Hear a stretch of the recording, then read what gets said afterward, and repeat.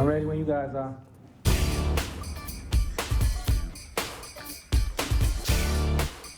Our first meeting, MJ and I talked about the band. Needed great musicians to play Michael's music, but what was most important to me was to have a family atmosphere. Go with it! Go with it! Jam! I think it's one of the best bands that Michael has ever had. Each individual has a goal of wanting to do the best and play the best that they can. I'm a huge fan. I've got the best seats in the house, basically. I tell everybody, on this show, you hit your head on the ceiling. There is nothing higher, nothing greater. You can't go no higher. You can wind up with a flat head.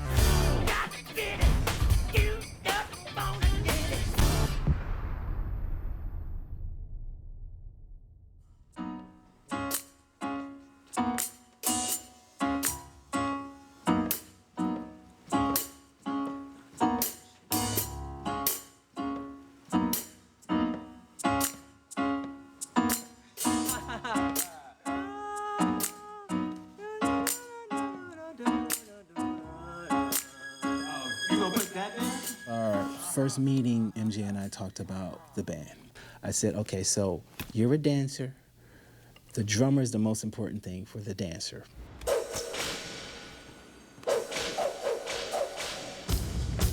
So he chose his drummer, who was Jonathan Moffett, Colin Foote. He's been with him a long time. He told me, when Foote plays, I feel like dancing. I said, that's your drummer.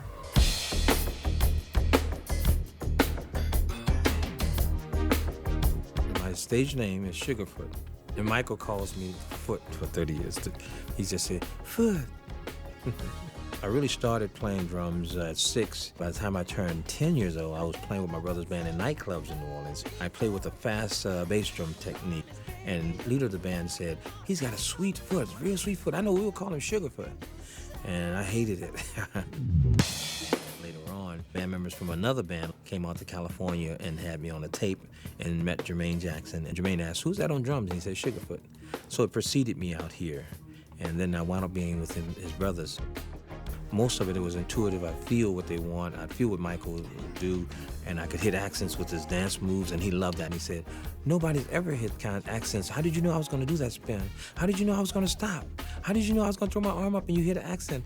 How you reading my mind? Because I really could feel what he would do, and we had a chemistry that was just magic. You know, it's beyond just physical world, and it was just a connection we had. That's why he always wanted me with him.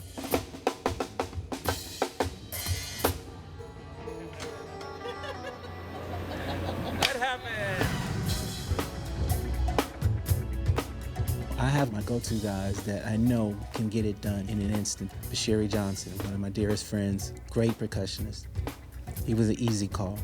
I never really thought that I was going to be Michael Jackson's first percussionist ever, but I did feel that eventually I was going to work with Michael Jackson. It's really amazing and inspiring to work with him, to watch him work, and the experience playing with the rest of the guys in the band is really special. Each person here is so specialized at what they do, and they bring with them a long history of experiences and expertise to their specific instrument. It's just a great group to be a part of. Alex Al, bassist. There's nobody, in my opinion, that's better. Great bassist, and he plays keyboard bass equally.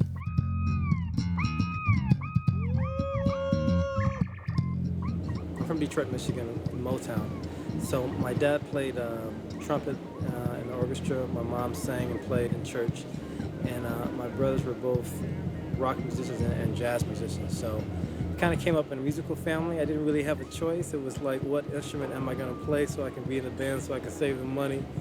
So I ended up playing several different instruments before I started playing bass.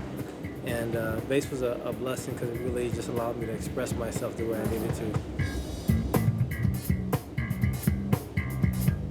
One of my biggest influences is the great Motown bass player James Jamerson. So, when I was younger, I love a lot of bass players, from Jaco Pastorius to Stanley Clarke. But the older I get and more seasoned of a player, I realize that James Jamerson really said it all. My directions. I know from working with him over this last decade that he knows the way the hand claps are supposed to sound. He knows the rhythm on the hi-hat from the drum chair. He knows when the bass keyboard sound is right or whether it's the right guitar sound. So it's a challenge. There's no resting on the gig.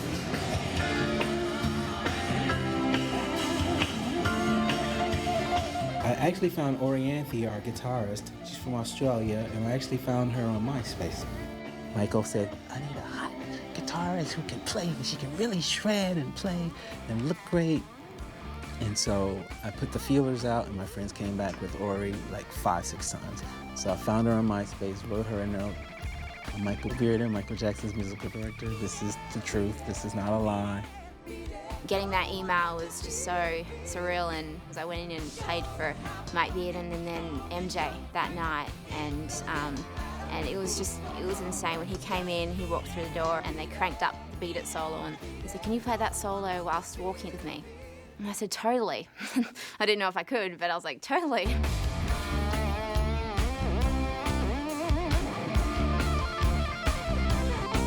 I started playing guitar when I was 6. My dad's a guitar player, so there's guitars all around the house. And I just picked one up one day and haven't put it down. I was obsessed by it and just listened to a lot of records and just tried to learn all the solos.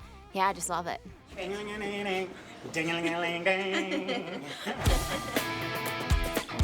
Black or White was a lot of fun. I thought it was so crazy. I'm a huge MJ fan. I think we all were. And so when he would walk in the room, we'd all get so excited. Watch him come in front of us and start singing and dancing and just being in his band and being accepted and working with him. It's made me believe in myself more.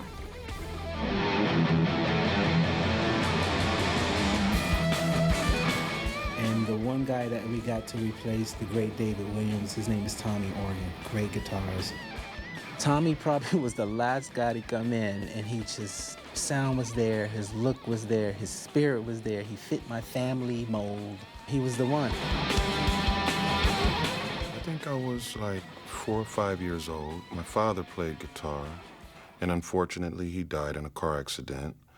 And one day I looked in the corner and I saw his guitar and his amp sitting there. And so I just picked the guitar up and I started playing notes in the key of the song that was on the radio. And my mother came in the living room and said, man, that sounds good. And ever since then, it's nothing like having your own mother telling you that you sound good. So it influenced me to keep going. I played the solo to Heartbreak Hotel, and my wife said, you know, that's when I first started believing in you, when you played that solo to Heartbreak Hotel. And we are still together this day. And that's 30 years later. Just jamming out, me and Tommy, learning some of the funky rhythms and sort of R&B stuff was just new to me, so I learned so much. Everybody was just so humble. It was like, I used to tell Michael Bearden, we are meant to be together. Can't ask for no more. I can't say it too much.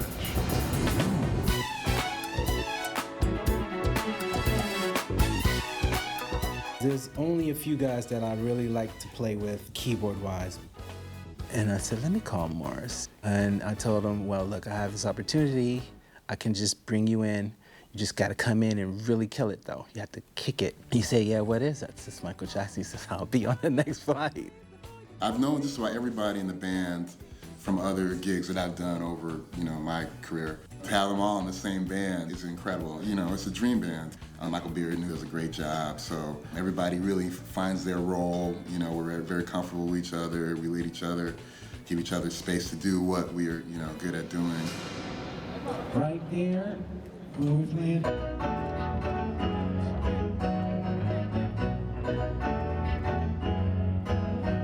The second half of that, more dynamic horns to end this thing on. There's again, it goes, it's like a machine in a pen.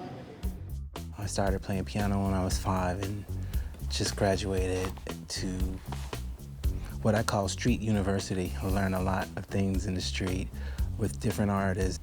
I'm from the south side of Chicago, born and raised in Gary, Indiana, where they're from, the Jackson 5.